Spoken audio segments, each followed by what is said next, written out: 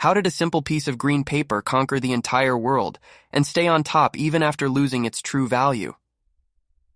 The story of the United States dollar is a tale of geopolitical survival, broken promises, and the greatest financial masterstroke in history. In 1944, as World War II left nations in ruins, the United States remained untouched and held most of the world's gold.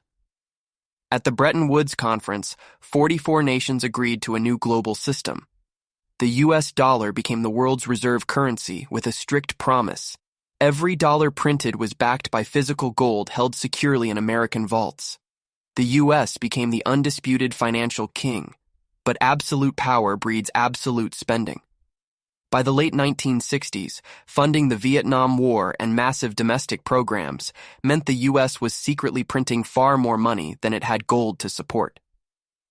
Other nations noticed the inflation. Countries like France began demanding their physical gold back, even sending warships to collect it. The American vaults were draining fast. The system was on the brink of catastrophic collapse. In a desperate move, on August 15, 1971, President Richard Nixon shocked the world. He abruptly suspended the convertibility of the dollar into gold. Overnight, the dollar was backed by absolutely nothing. It became fiat money, valuable only because the government said so. The dollar's reign seemed over. But Washington had a backup plan. In 1974, the U.S. sent Secretary of State Henry Kissinger to Saudi Arabia to make a highly classified strategic pact. The deal was simple. The U.S. would provide the Saudi royal family with advanced military weapons and guaranteed protection. In exchange, Saudi Arabia, and soon the rest of OPEC, agreed to price and sell their oil exclusively in U.S. dollars.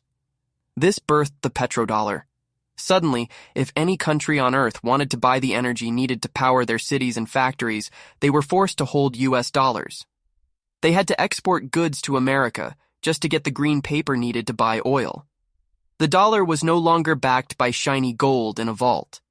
It was backed by black gold and the overwhelming military power that protected it. It was the ultimate geopolitical checkmate, a shadow system that quietly controls the global economy to this very day.